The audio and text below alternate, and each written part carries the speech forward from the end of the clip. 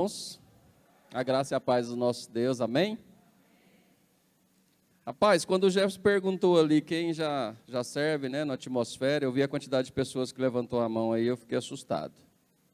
Mas assustado no bom sentido, né? Porque eu me senti agora como o técnico da seleção brasileira. Vou falar só para craque, só para quem já sabe o que faz, só para quem já é competente naquilo que faz, né? Então, um pessoal assim de excelência que temos aqui hoje, todos vocês. Então, se torna assim uma tarefa muito mais fácil. Tem algumas pessoas que ainda não faz parte, mas se está aqui é porque quer servir, né, quer fazer também a obra de Deus. Então, é muito gratificante para a gente. E o Jefferson me deu essa incumbência de trazer uma palavra para a gente compartilhar, não como pregação, não estou aqui para pregar. Estou aqui para compartilhar uma palavra com vocês. Espero que, se cada um sentir no coração à vontade, pode... Pode participar, eu até prefiro que você participe, se alguém quiser, fique à vontade. Porque nós estamos aqui hoje para aprender juntos, né? A respeito daquilo que Deus tem para cada um de nós, sobre aquilo que nós intentamos fazer em prol do reino de Deus. E a gente está aqui hoje para um evento que tem um nome em inglês muito chique, né? Volunteer Day. Às vezes é até difícil de falar, né? Tem que ir lá no Google e colocar para falar em inglês, para a gente, opa, a pronúncia é essa, né? Para tentar aprender, para falar direitinho. Mas no bom português é o dia do voluntário. Nós estamos aqui para isso, né? Para nos aprimorarmos, para aprendermos, para nos capacitarmos cada vez mais, para fazermos a obra de Deus com mais excelência possível, né? Então esse é o nosso objetivo aqui hoje. E para isso, essa palavra que foi colocada nas minhas mãos, ela fala de alguns aspectos da vida cristã no sentido de servir, né? E ela traz justamente alguma direção de uma maneira que a gente precisa entender aquilo que nos motiva, como o Jefferson chegou a já falar alguma coisa aqui. Qual é a motivação do nosso coração? O que nos impulsiona no dia a dia, na nossa vida, para fazer aquilo que nós fazemos? A gente tem motivações para fazer tudo aquilo que fazemos na nossa vida, para estudar, para trabalhar, para tentar algo, melhorar de vida, tentar algo na sua carreira que você escolheu, no seu trabalho. E na vida ministerial, em servir a Deus não é diferente. A gente sempre quer algo mais, a gente quer crescer, a gente quer servir mais, e a gente tem algumas motivações para isso. A motivação certa, né? Então, se vocês estão aqui hoje, é porque vocês têm a motivação certa. E assim, baseado nisso que eu estou falando, imaginando que cada um de vocês já sabe exatamente o que eu vou falar, a gente só vai fazer uma recapitulação daquilo tudo que vocês já sabem. Amém? Porque eu tenho certeza, qualquer um de nós aqui que pegar o microfone e vir falar a respeito daquilo que eu vou falar aqui, já sabe o que está sendo dito, né? Já sabe aquilo que vai ser ministrado. Porque já entendeu o que é servir a Deus, já entendeu o que é ser semelhante a Jesus. Por isso que está servindo. Então é muito importante isso nesse sentido, para a gente reafirmar o nosso compromisso, reafirmar a nossa motivação em Cristo daquilo que nós fazemos. E a gente começa falando justamente uma pergunta muito interessante, né? O estudo está baseado em algumas perguntas, né? E a primeira é: quem é Jesus para você? Quem é Jesus para você? Já parou para pensar nisso? Quem é Jesus para você? Quem quer responder para mim? Me ajuda aí. Rayane? Para que rir, né? Só queria a resposta. Mas pensa um pouquinho, já que você não vai responder de forma verbal, mas pense aí na sua cabeça, quem é Jesus para você?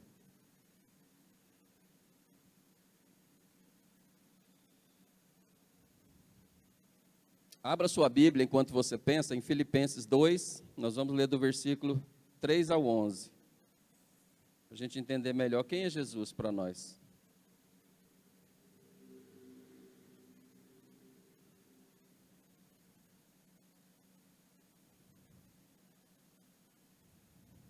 Filipenses 2, do versículo 3 até o 11. Amém? Não façam por ambição egoísta ou por vaidade, mas humildemente considerem os outros superiores a si mesmo. Cada um cuide não somente dos seus interesses, mas também dos interesses dos outros. Seja a atitude de vocês a mesma de Cristo Jesus, que, embora sendo Deus, não considerou ser igual a Deus, que era algo que deveria apegar-se, mas esvaziou-se a si mesmo, vindo a ser servo, tornando-se semelhante aos homens. E sendo encontrado em forma humana, humilhou-se a si mesmo, foi obediente até a morte e morte de cruz. Por isso Deus o exaltou à mesma posição e lhe deu o nome que está acima de todo nome, para que ao nome de Jesus se dobre todo o joelho no céu, na terra e debaixo da terra, e toda língua confesse que Jesus Cristo é o Senhor, para a glória de Deus Pai. Amém? Feche seus olhos por um instante, vamos orar. Senhor, nós colocamos essa palavra diante do Senhor, Pai. Nós cremos na Tua revelação, nós cremos na Tua misericórdia, nós cremos, Pai, que o Senhor é poderoso para falar a cada um de nós, aos nossos corações, para que essa palavra seja realmente viva em nossas vidas e que nós possamos experimentar o melhor do Senhor aqui nesta tarde, que o Senhor venha mesmo nos alimentar, Pai, com esta palavra e que nós possamos ser edificados em nome de Jesus. Amém. É uma palavra bem conhecida, né? Que ela começa falando algo muito interessante, que ela já começa falando assim, ó, não façam por ambição egoísta ou por vaidade, mas humildemente considere os outros superiores a si mesmo. E a gente vai, com essa afirmação, totalmente de encontro, aquilo que é contrário ao que o mundo prega, né? Que ele fala para a gente não ter nenhum pensamento, nenhum sentimento egoísta, e a gente entender que as pessoas, os outros são superiores a nós mesmos. E isso é aquilo que a gente aprende em todo lugar por aí afora, que tem que ser o contrário disso que a palavra está falando aqui. Que a gente tem que ser melhor, que a gente tem que prevalecer, que a gente tem que ser os primeiros e não os últimos, que a gente tem que justamente, né, querer se preocupar primeiro com o meu, para depois se preocupar com o dos outros. A sociedade, ela nos empurra, né, o sentimento de egoísmo cada vez maior, que a gente se preocupa cada vez mais consigo mesmo. É por isso que ninguém, você vai observar em qualquer ambiente que você anda por aí, no trabalho, na escola, na faculdade, seja onde for, até mesmo em muitas famílias, ninguém se envolve com o problema do outro. Ninguém quer saber daquilo que os outros estão passando. Cada um se preocupa somente com aquilo que é seu. Esse é o sentimento que tem por aí. Por isso que às vezes as pessoas que estão no mundo, né, as pessoas que enxergam como a igreja funciona, e às vezes vê algumas coisas que a gente faz aqui, as pessoas não conseguem entender. Até porque a palavra de Deus fala que aos olhos do mundo, certas coisas parecem loucura daquilo que a gente faz. Então o sentimento é justamente esse, mas o que a gente aprende aqui com essa introdução na pergunta, quem é Jesus para você? É alguém que mesmo sendo Deus, ele não usurpou ser igual a Deus, ele não quis ser igual a Deus. E a palavra fala que ele se esvaziou de si. Fala o que é isso para a gente? O que a gente aprende com isso? O meu eu tem que morrer. A minha vontade não deve prevalecer, e sim a de Deus. Jesus fez isso e mostrou isso para nós, através dessa palavra. Porque ele se tornou homem, mesmo sendo Deus. E mesmo ele se tornando homem, ele se entregou, ele morreu por livre e espontânea vontade. Ou seja, a vontade dele era outra. Quem se lembra aquela oração que ele fez no Getsemane e fala assim, Senhor, se possível, passa de mim esse cálice. Se for possível, ele sabia que ia ser terrível, então ele pediu a Deus, se tiver jeito, não permita que eu passe por isso, mas que a sua vontade prevaleça e não a minha. E às vezes a gente é levado no dia a dia, na nossa vida, a querer que a nossa vontade prevaleça e não a de Deus. Porque muitas das vezes a gente também não sabe qual é a vontade de Deus para nós. A gente não entende qual é a vontade de Deus para nossas vidas. E a gente quer que a nossa vontade seja satisfeita, que o nosso ego seja satisfeito. Eu me lembro de um livro que eu li há muito tempo, que é do Tom Tenney, como é que era o nome? Caçadores de Deus, né? Caçadores de Deus. E eu me lembro uma frase interessante que ele falava no livro que ele faz uma comparação interessante. Ele fala assim, no Velho Testamento, quando o sacerdote ia fazer o sacrifício, e ele colocava o animal no altar, se ele colocasse o animal vivo no altar, não caía fogo do céu. O animal tinha que estar morto. Para cair fogo do céu tem que haver morte. E ele fazia uma comparação conosco, que ele falava o seguinte, só vai cair fogo do céu na minha vida se eu morrer para mim mesmo, se o meu ego tiver sido já morto. Enquanto eu tiver com o meu ego aflorado, o meu egoísmo estiver mandando na minha vida, não vai vir nada de Deus para mim. Então quem é Jesus para mim? Alguém que se esvaziou de si mesmo, deixou toda a sua vontade de lado e fez a vontade de Deus. Amém? Então, esse é o Jesus que nos mostra a maneira que a gente deve viver. Eu faço outra pergunta: é fácil a gente viver assim? Não é fácil, gente, é difícil. Porque a gente tem um sentimento muito de justiça própria, né? A gente tem um sentimento muito de querer as nossas vontades primeiro, de querer satisfazer aquilo que a gente precisa primeiro. Ah, se eu não estou bem, não vou na igreja não, eu não estou muito bem. Ah, eu não vou participar não, que eu estou com a unha encravada. Ah, tudo eu, já viu tudo eu? E observe uma coisa interessante que acontece: as pessoas que se preocupam, tudo eu, quanto mais egoísta, mais infeliz a pessoa é. Porque a pessoa não encontra a resposta se preocupando só consigo mesmo. Tem um pastor que eu gosto muito de ouvir, que é Neil Barreto. Ele fala que a felicidade ela só é completa quando ela é no outro. Eu só sou feliz de fato quando eu uso o que eu tenho, o que Deus me deu, para outras pessoas. Eu não posso ser feliz fazendo tudo para mim mesmo. Em mim mesmo a felicidade ela é incompleta. Então Jesus nos ensina isso. E essa é a primeira pergunta que a gente tem que responder hoje aqui. Quem é Jesus para mim? Referência. Jesus é a referência de alguém que abriu mão de tudo que tinha, de tudo que era, para fazer a vontade de Deus. Amém? Vocês estão com o estudo aí na mão, né? Pode acompanhar. Eu estou esquecendo do slide aqui. Tem alguém passando aí para mim? Tem, não tem? Eu nem lembrei de apertar aqui, Jefferson. Você está passando aí? Então não vou preocupar com isso aqui não, tá? Beleza. Bom, continuando aí, vocês estão com o estudo na mão, né? Ele vai falar agora, nessa segunda parte aí, que existem algumas expectativas que as pessoas têm em relação àquilo que Jesus é para elas, né? E o que ele pode fazer. Foi colocado aqui que o povo de Israel, né? O povo judeu, eles esperavam o Messias, eles esperavam que o Messias fosse enviado há muitos anos. E eles tinham uma expectativa de que Jesus fosse aquele Messias da maneira que eles esperavam, não da maneira que ele veio. E aí você vai ver que eles falam aí que a primeira esperança desse povo era um Messias militar. Não necessariamente militar, mas um Messias libertador, porque o povo vivia oprimido pelo Império Romano, né? E existia uma promessa, as Escrituras tratavam dessa promessa de que o Messias ia chegar, e eles esperavam o Messias libertador. Só que eles esperavam o Messias libertador da opressão do povo romano, do Império Romano. Então, quando Jesus chegou, e com a pregação, com o discurso, com o evangelho, né, os principais sacerdotes, a primeira coisa que eles pensaram: esse não é o Messias que nós esperávamos.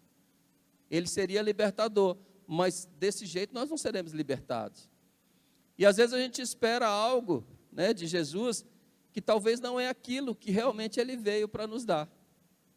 E às vezes você fica preso naquilo que você esperava que ele pudesse te dar, e aquilo não vem. E o que acontece quando a gente às vezes espera algo, e aquilo não vem conforme a gente esperava? A gente fica frustrado. A gente fica frustrado. Porque se você tem uma esperança, você tem uma expectativa, você espera algo e aquilo não acontece, o que a gente faz? A gente desanima. A gente fica desanimado. E esse povo aqui que esperava um Jesus, ou seja, um Messias militar, ficou frustrado com isso. Eles esperavam algo mais.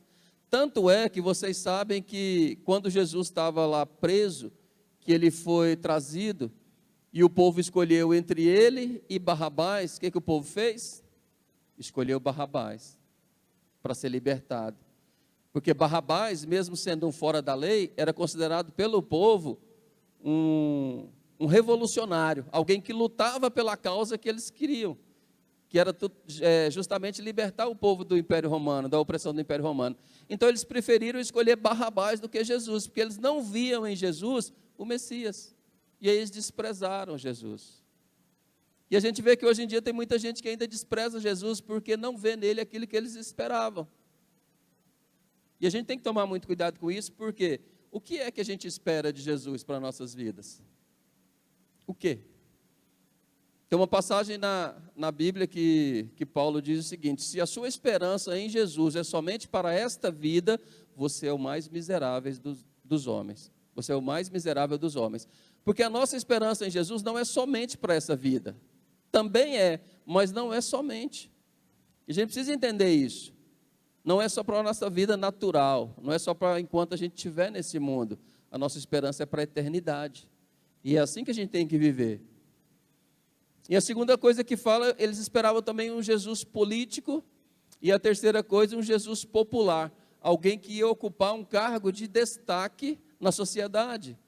Alguém que ia ser uma referência, que ia trazer paz, que ia trazer harmonia, que ia trazer união no meio do povo. E o próprio Jesus, ele fala, e vocês devem conhecer a passagem, que ele fala: eu não vim trazer paz, eu vim trazer espada. Não fala isso? Porque ele sabia que às vezes dentro da mesma casa, na mesma família, alguém ia aceitar ele como Senhor e Salvador e ia virar inimigo do outro, membro da própria família. Muitas pessoas talvez aqui não, mas alguém já passou por isso, que às vezes quando aceitou a Jesus, se tornou inimigo dentro de casa, do resto da família. E às vezes não inimigo de fato, mas se tornou um motivo de crítica, de chacota, né, de piada. Eu me lembro quando eu aceitei a Cristo aqui nessa igreja em 2004, e eu compartilhei com um amigo que eu tinha na época, inclusive é meu amigo até hoje, né, desde 2004, e eu gosto muito dele, mas ele me falou uma coisa que durante muito tempo não saiu da minha cabeça, que eu falei para ele que eu ia batizar, né, que eu agora tinha passado para os crentes, agora eu sou do lado dos crentes, e ele falou assim para mim: mas rapaz, você vai fazer isso? Eu falei: vou. Por quê? Eu pensei que você era inteligente. Eu falei: é mesmo? Então não sou não. Porque eu tenho consciência daquilo que eu fiz e vou fazer, né, que eu ia batizar ainda. Então assim, ele ficou me criticando durante muito tempo por isso, né? Não virou meu inimigo, graças a Deus. Mas isso às vezes dói na gente, né? Isso machuca. E às vezes quando é dentro da família é pior ainda, né? Já pensou? Irmão, pai, mãe. Inclusive teve uma irmã, ela não está aqui, que eu tive a oportunidade de ministrar o curso de batismo para ela aqui na igreja, e ela estava com um dilema muito grande, porque a mãe dela era muito católica e não aceitava que ela fosse batizar na igreja dos crentes, né? Aquela católica assim, bem tradicional, bem fervorosa, e ela não aceitava. E aí criou um clima ruim na família, né? Estava assim, bem pesado, e aí, mas graças a Deus, Deus me deu a oportunidade de conversar com ela, e a gente, à luz da palavra, né, a gente conduziu de uma maneira que ela conseguiu contornar a situação, né, ela conseguiu melhorar a situação. Mas não é fácil, porque às vezes aceitar a Cristo, né, significa justamente o quê? A gente entrar em dificuldade. Mas a gente precisa entender que isso é uma coisa que pode acontecer, e muitas das vezes acontece. Porque Jesus, ele não é aquele que às vezes a gente espera que vai vir, como num passe de mágica, resolver todos os nossos problemas. Se assim fosse, ele mesmo não teria dito: na vida tereis aflições, mas tende bom ânimo, que eu venci o mundo. Então a gente precisa entender que aceitar a Cristo não é viver uma vida de paz, uma vida de felicidade total. Mesmo a promessa dele falando o quê? Que ele veio trazer vida, vida em abundância. Mas as aflições permanecem, né? A chuva vem sobre os maus e sobre os justos. E a gente tem que entender e aceitar isso para a gente continuar fazendo a vontade de Deus. Me lembro uma propaganda de uma igreja muito grande, famosa no Brasil, né, no rádio. Ela fazia uma propaganda assim, ó: anote aí os endereços da felicidade. Esse é o slogan dela. E a primeira vez que eu ouvi essa propaganda, eu achei muito interessante. Eu falei: nossa, o endereço da felicidade. Achei que era da salvação, que tinha que ser, não? Ué, o que adianta eu ser feliz e ir para o inferno? Feliz da vida indo para o inferno. Nossa, que coisa linda, né? Porque a gente precisa entender que a promessa de Deus, em última instância, através de Jesus, é salvação. É salvação. E isso tem que estar no nosso coração o tempo todo. Porque se eu tenho consciência disso, tudo aquilo que eu fizer, no que envolve a minha vida, a minha caminhada cristã, vai ser justificado por isso. Porque o que é a nossa vida se eu viver 70, 80 anos comparado com a eternidade? Não é? Então o que importa? É a nossa eternidade. Vamos voltar aqui, senão eu saio muito fora do assunto e a gente não termina no tempo que a gente tem. Continuando aí, vamos ler 1 João 3,16 e Tiago 1, de 2 ao 4. Abre aí, por favor. Quem abrir, lê aí para mim, por favor, para a gente agilizar.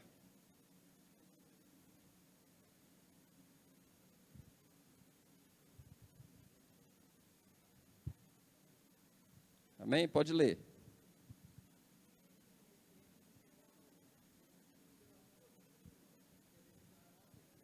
Nossos irmãos. 1 João 3,16. Nisto conhecemos o que é o amor. Jesus Cristo deu a sua vida por nós, e devemos dar a nossa vida por nossos irmãos. Essa passagem ela é interessante, eu me debrucei sobre ela mais cedo, e eu tive um entendimento muito interessante que eu não tinha tido ainda, que ele fala que a gente deve dar a vida pelos nossos irmãos. O que a gente pensa na hora, quando a gente lê, dar a vida pelo meu irmão, significa eu morrer por ele, não é? Mas não, o entendimento que eu tive foi um pouco diferente. Porque morrer por alguém, às vezes, é muito mais fácil do que viver por ele. Não é morrer pela Nelma, é viver por ela. Entendeu a diferença? Eu não vou entregar a minha vida para que, igual Jesus fez, eu morra em sacrifício, né, pela vida de alguém. Mas eu vou viver por ele. Eu vou fazer algo por ele. Então é viver, não é morrer. Então quando eu dou a minha vida por alguém, ou por uma causa, ou por uma obra, é viver a vida.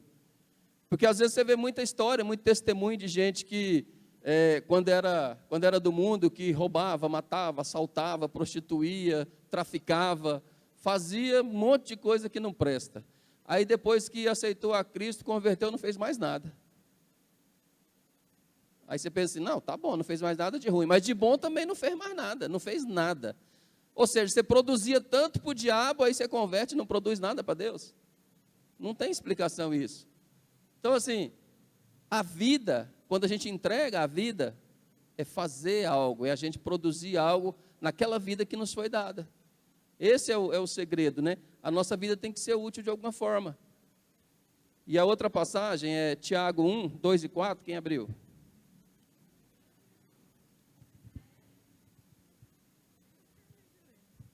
Meus irmãos, considerem motivo de grande alegria o fato de passarem por diversas provações, pois vocês sabem que a prova da sua fé produz perseverança, e a perseverança deve ter ação completa, a fim de que vocês sejam maduros e íntegros, sem lhes faltar coisa alguma. Quem quer passar por tribulação, diga amém. Misericórdia, gente, ninguém quer? Uai! Que heresia é essa? Amém. A palavra está falando que é motivo de grande alegria. Ninguém quer essa alegria, não? Uai.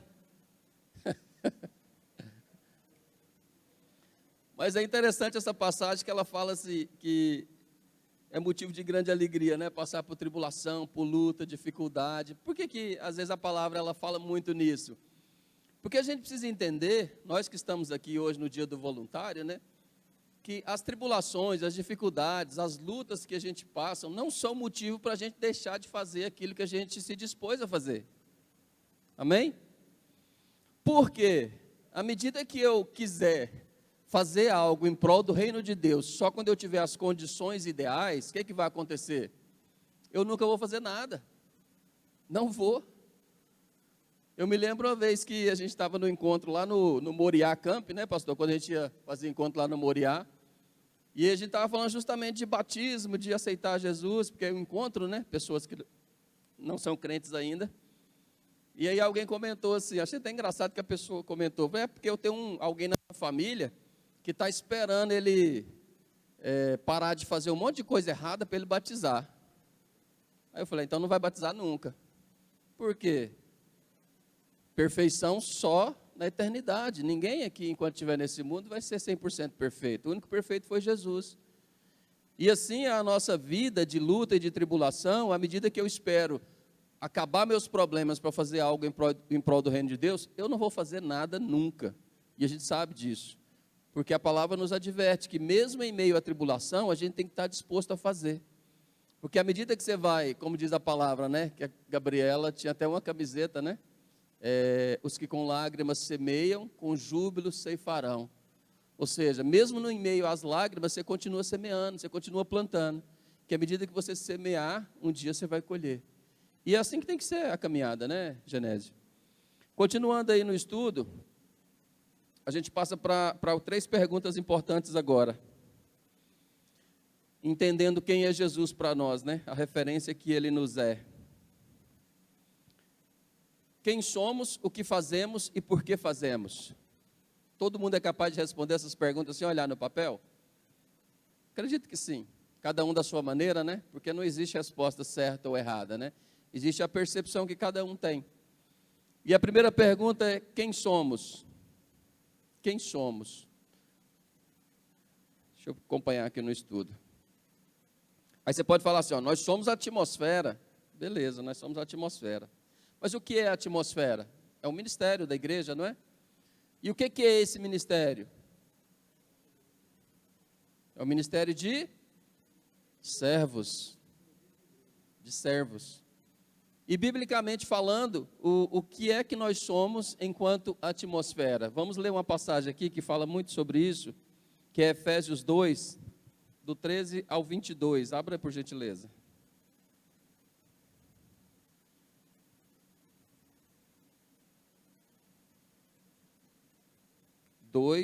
Do 13 ao 22.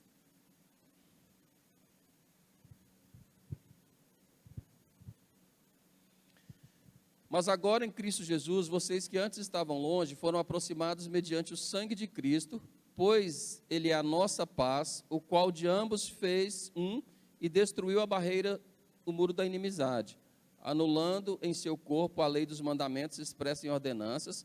O objetivo dele era criar em si mesmo dos dois um novo homem, fazendo a paz, e reconciliar com Deus os dois em um corpo por meio da cruz, pela qual ele destruiu a inimizade. Ele veio e anunciou a paz, vocês que estavam longe, e a paz aos que estavam perto. Por meio dele, tanto nós como vocês temos acesso ao Pai por um só Espírito. Portanto, vocês já não são estrangeiros nem forasteiros, mas concidadãos dos santos e membros da família de Deus, edificados sobre o fundamento dos apóstolos e dos profetas, tendo Jesus Cristo como pedra angular, no qual todo edifício é ajustado e cresce para tornar-se um santuário santo no Senhor. Nele vocês também estão sendo juntamente edificados para se tornarem morada de Deus por meio do seu Espírito. Essa passagem ela vem justamente falar algo que eu quero trazer para vocês, que não está no estudo, a respeito de quem nós somos. Entendam o seguinte: antes de ser qualquer coisa no reino de Deus, antes de ser facilitadores do acesso a Deus enquanto atmosfera, nós somos igreja.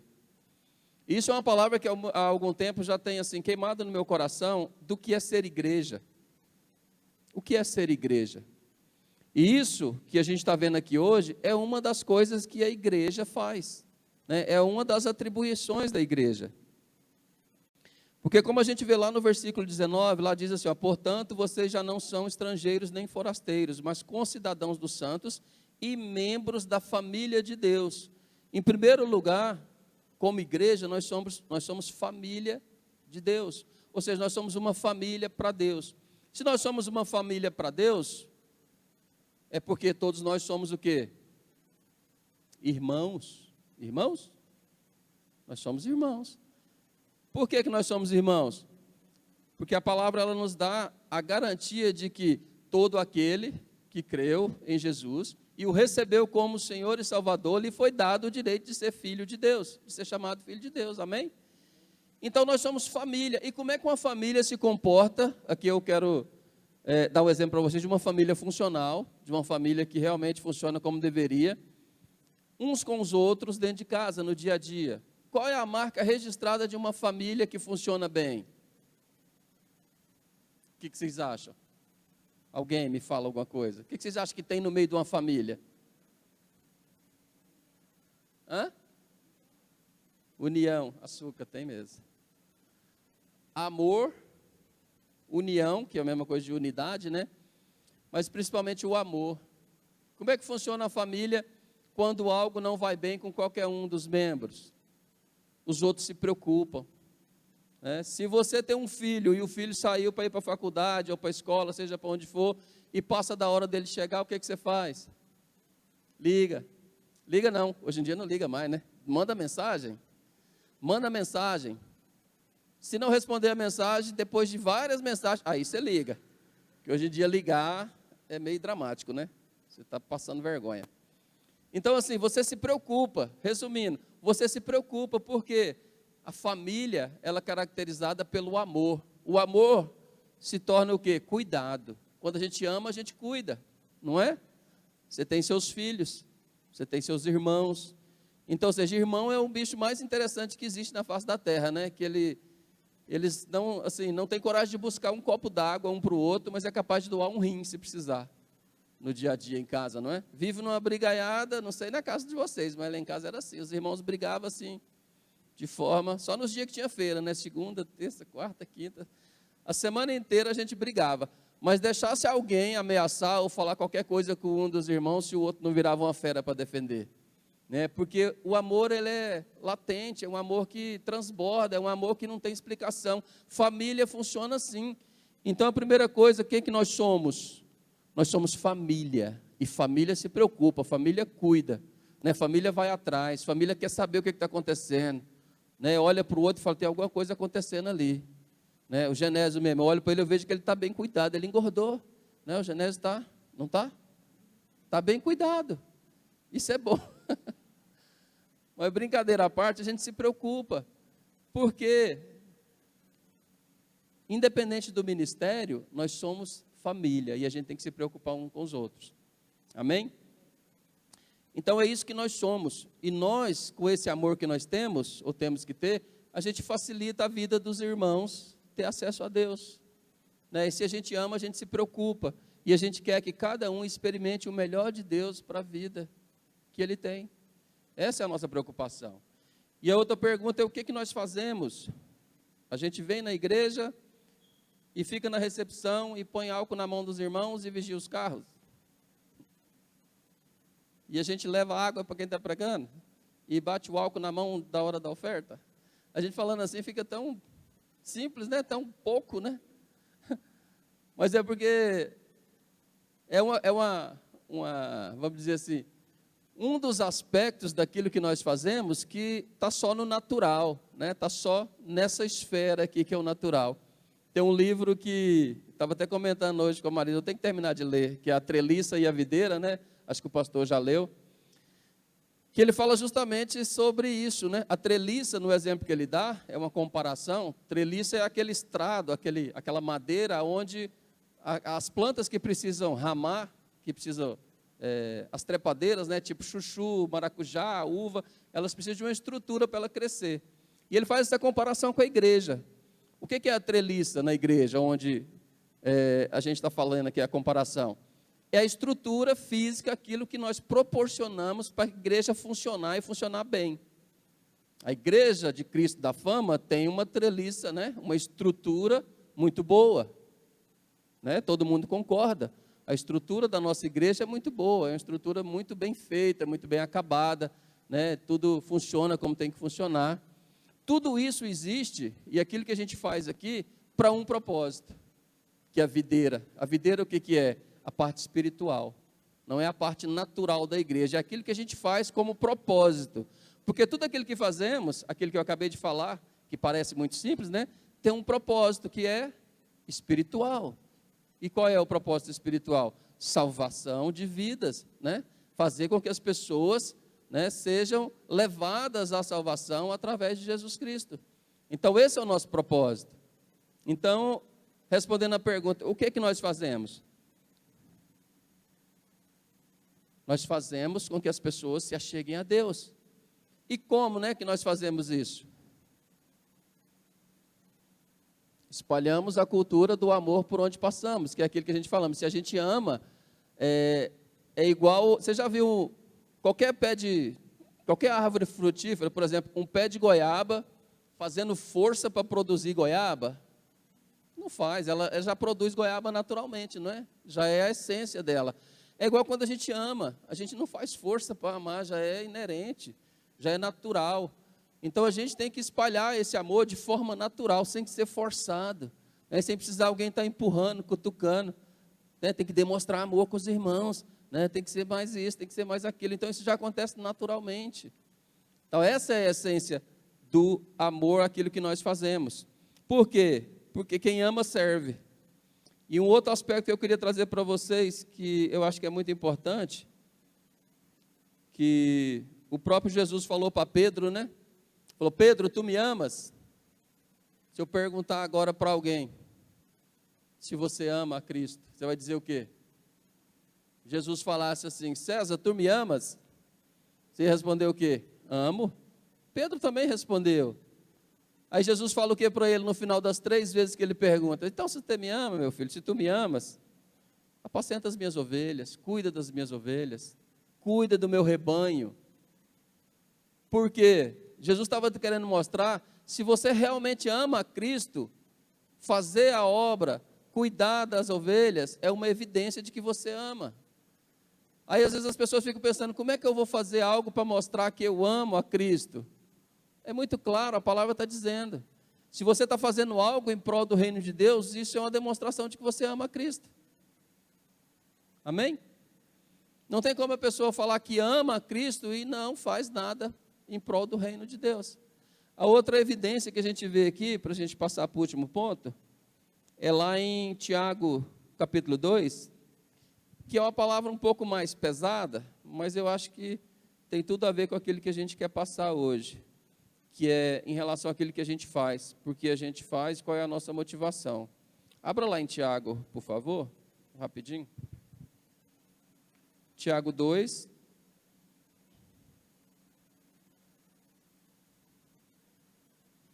Aí nós vamos ler o 14, 17, 19 e 26. Tiago está falando da fé e obras.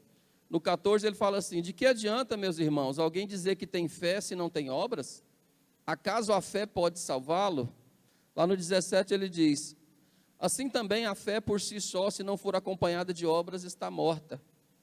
No 19 ele fala: você crê que existe um só Deus? Muito bem.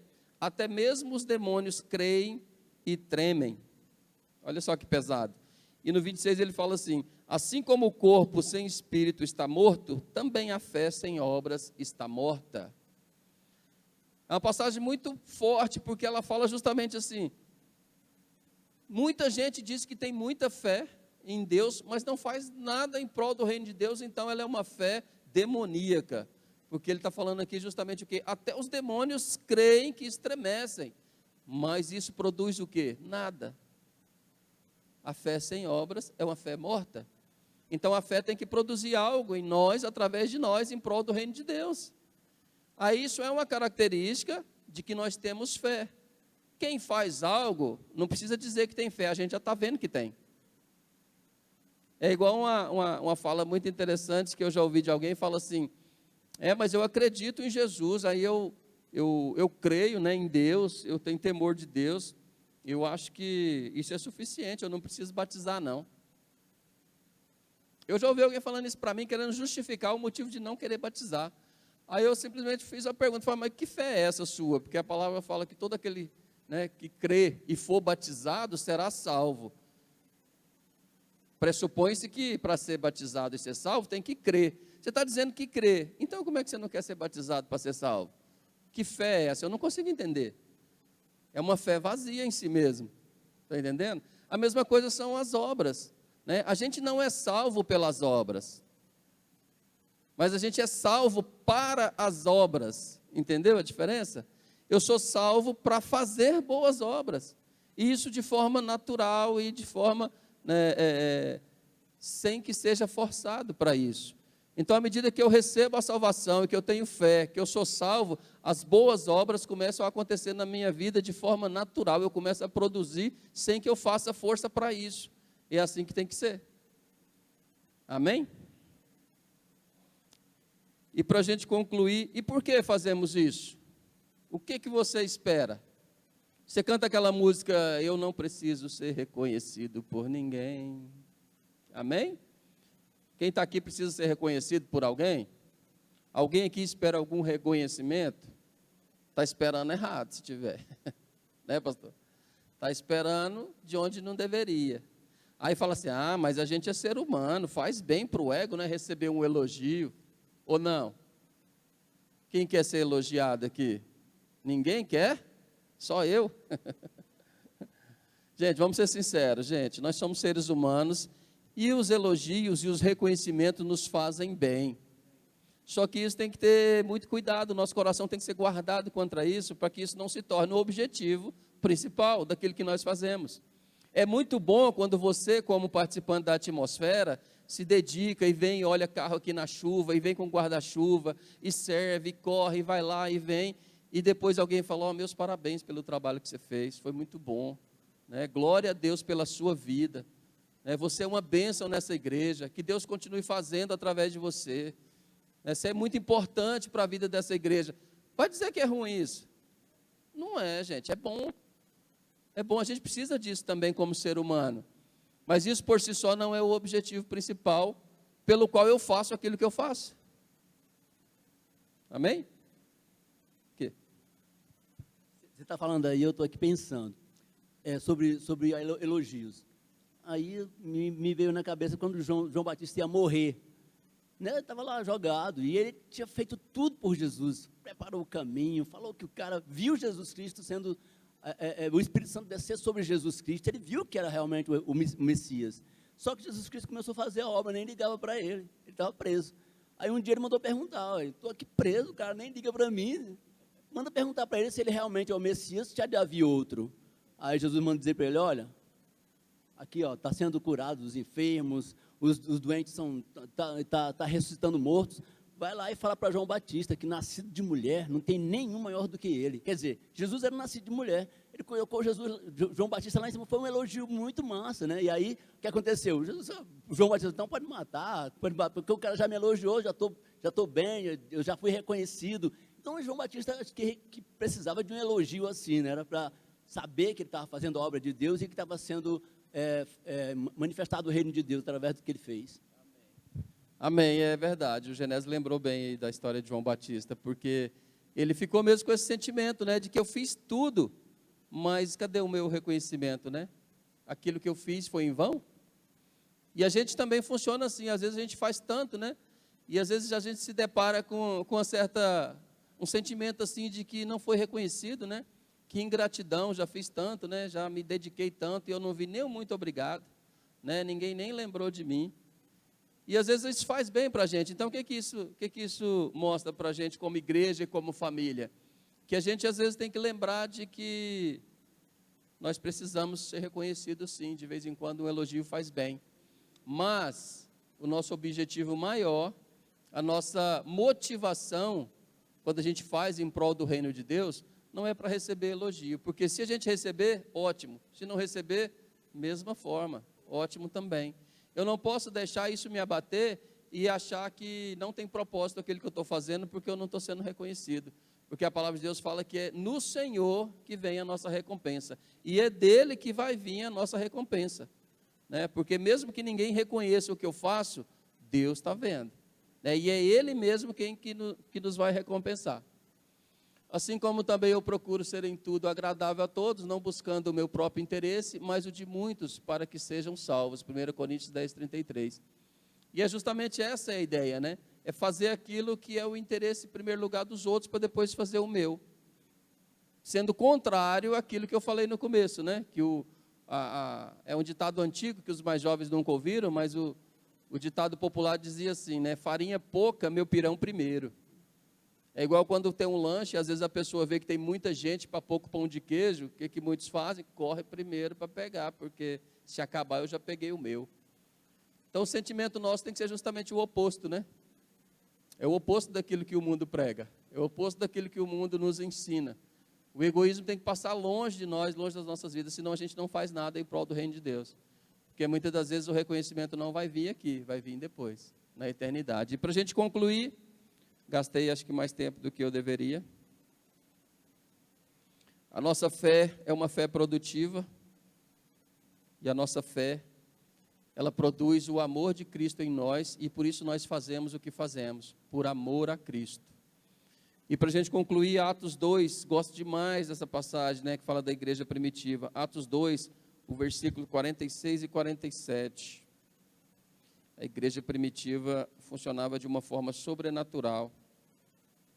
E esse é um dos nossos objetivos como igreja. Atos 2, 46 e 47, para a gente concluir.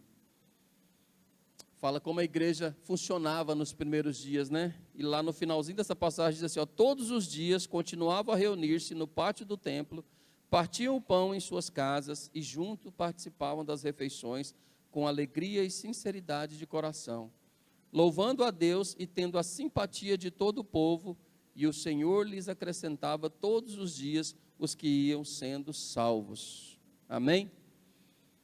A salvação chegava para o povo, Deus acrescentava na vida da igreja, e isso acontecia de uma forma tão natural, entre aspas, natural não no sentido de terreno, mas natural no sentido de sem esforço, porque era algo sobrenatural, porque a igreja vivia como deveria viver, a igreja amava como deveria amar, a igreja tinha comunhão como deveria ter, a igreja se preocupava um com o outro como deveria se preocupar, a igreja tinha todas essas características que eram qualidades que faziam com que o sobrenatural de Deus acontecesse no meio deles e que a vida das pessoas que estavam fora fossem acrescentadas de forma natural, sem esforço, sem desespero, sem querer obrigar as pessoas, sem forçar as pessoas.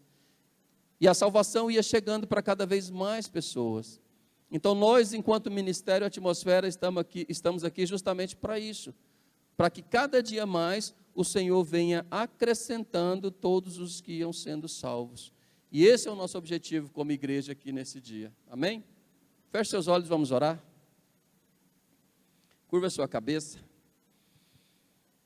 Amém, Senhor, nós te louvamos e te agradecemos, Pai, por esta palavra. Nós queremos mesmo, Pai, que o Senhor venha falar conosco a cada dia mais. Que o Senhor venha mesmo fortalecer o nosso espírito, Pai, renove as nossas forças, Pai, naquilo que nós intentamos fazer em prol do Teu reino. Nós sabemos que temos vivido, Pai, dias difíceis, dias maus, dias de tribulação, mas nós sabemos que é assim mesmo que devemos caminhar, que a obra do Senhor, Pai, que o reino do Senhor não pare, que nós possamos mesmo, Pai, dar andamento naquilo que o Senhor nos designou para fazer, que o Senhor nos comissionou a fazer, que cada um de nós tenha mesmo um espírito de servo, Pai, um espírito inabalável, que nós possamos expressar o amor do Senhor a cada dia na vida da Tua igreja, no meio do Teu povo, que nós possamos experimentar, Pai, o melhor do Senhor sobre a vida desta igreja, através de nós e em nome de Jesus. Amém. Glória a Deus, amém.